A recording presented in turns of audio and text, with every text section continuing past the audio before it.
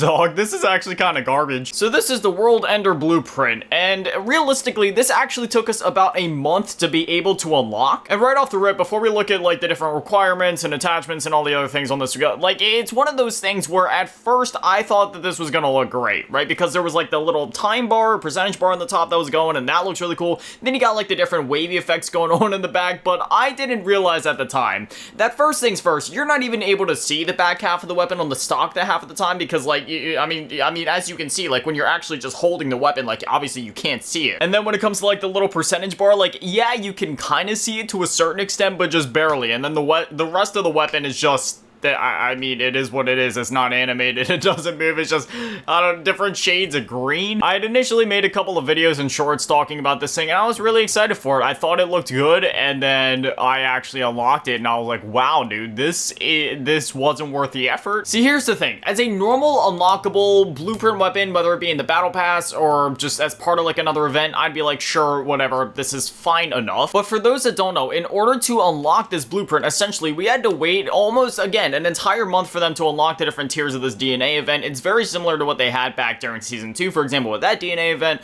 where you could only unlock, like, you know, part of the Saito and the aid stuff at first, but even then, it was only, like, the first 2 or 3 tiers of those things, and then as the weeks went on, they'd unlock more and more of the DNA strands and the different tiers of it. And it's not like this is some simple thing to grind for. As you can see, it's literal thousands of different DNA strands that you have to grind out for. However, if you guys want a little secret, play Infected. I got in there this morning, and I had no idea that this was a thing, but apparently every pickup in that mode counts for 250 of the DNA strands. You heard that right. One pickup of, say you kill an enemy and you pick up a blue strand, that will count for 250 of the blue strand. Now, unfortunately, I didn't find that out until this morning, but I was literally able to grind out over half of the event just in one sitting in like an hour and a half this morning. So if you haven't completed the event yet, then Infected is definitely the place to go. Even at the time this video is going up, you guys have like a little less than a day to get it done, so I know that isn't ideal, but as long as you can set aside a little bit of time to do it, that will literally be your best bet. Not Warzone, not multiplayer, not even zombies, where every zombie drops a DNA strand, like even that would be slower, literally going to Infected. Again, 250 per strand. Anyway, this is usually the time where we dive into a match and play something, but honestly, I feel like going back to an older Call of Duty. 5 years. This game is officially 5 years old this year. Half of a decade of Warzone. What in the world is happening to my game? Please don't tell me my disc is broken or something. Okay, the game is working. I'm not sure if that was just like a glitch or something, but yeah, that was bizarre. Actually, let me go grab my copy of this game. I have my original pre-order from back in the day. So here it is. This is actually the last, like, whoa, what in the world is, like, I'm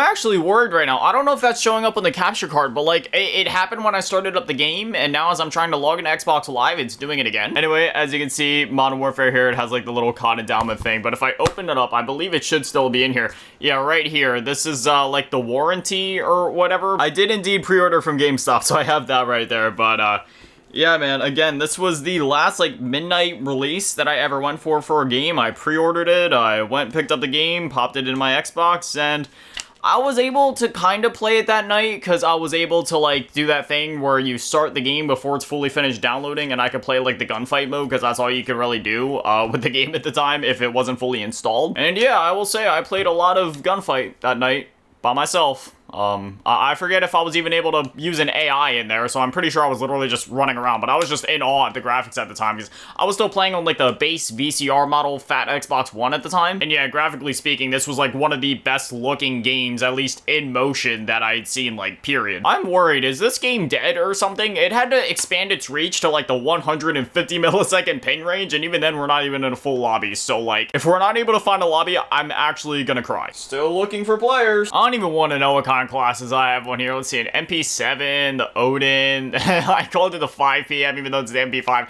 That's what I used to do. Anytime I made like a custom blueprint of a weapon, I would name it like backwards of what it actually is. Now, this is a funny little quirk that most people aren't even going to realize or recognize, but during the Modern Warfare 2019 main lifecycle, the menus had a very just clean look to them, and then as soon as they introduced Black Ops Cold War, especially on the Warzone side of things, the menus got like a very red tint to them. Now, for some reason, that that red tint made its way over to the multiplayer now. I'm pretty sure even during its main life cycle, that like red tint was exclusive to the Warzone side of things. Like, I don't remember it being in the multiplayer, but now for some reason, the red tint that was there during Cold War is here in the multiplayer. It doesn't really make a lot of sense. I don't understand why that's the case, but yeah. Man, here in the store, they're advertising Modern Warfare 2. It looks like the banner is actually glitched out a bit. You see how it says like Vanguard and Warzone over on the side, but it's like stretched out and like not. Like, they definitely messed that up there, man. I will say, I really do miss how grounded this game felt. This is when Call of Duty still felt like, you know, at least still had a resemblance of like older school Call of Duty, whereas nowadays it kind of just feels like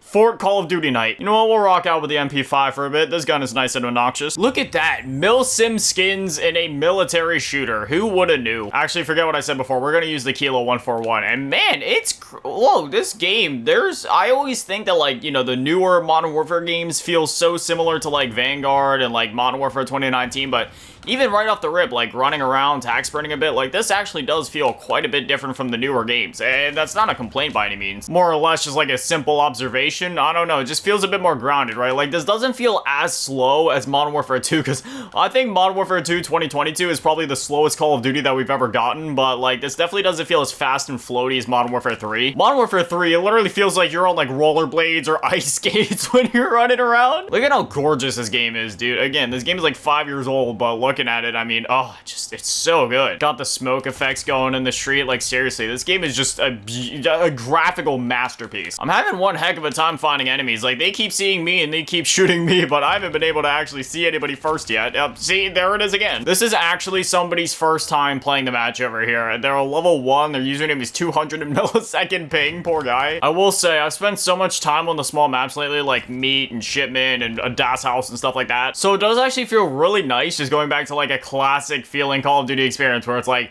it's a bigger map, it's a 6v6 thing, because obviously, you know, there's always been small maps in Call of Duty. I mean, Shipment is literally from Call of Duty 4, but, you know, in recent years, there's been more of a push for those smaller maps just because, you know, when it comes to, like, grinding out XP and events and stuff like that, like, obviously, that's the fastest way to do it, and Call of Duty literally has events going on, like, every single week at this point. So 9 times out of 10, when I'm playing Modern Warfare 3, I'm literally just grinding out an event of some kind, but again, just going back to a more chill experience like this where it's literally just, you're just playing for fun, you're running around and shooting, 6v6, wider map, it's awesome. I mean, obviously Modern Warfare 3 is 6v6 as well, but you know what I mean, just like 6v6 on a wider map where there's breaks in between gunfights and there's actually a bit more strategies in your movement and positioning and, you know, rotating spawns and just, you know, the stuff from like the classic Call of Duties. Heavens forbid you try to learn the spawns on the new COD games, like, gosh, back in the day in the, you know, like Black Ops 1, 2, even, you know, the other games like Cold War and stuff like that, like the more recent ones, like, I could still learn the spawns and, you know, it at least made sense. But in games like Modern Warfare 2 and especially Modern Warfare 3, trying to learn the spawns, I mean, I don't even think there is specific spawn points. I'm pretty sure there's something in the code that just says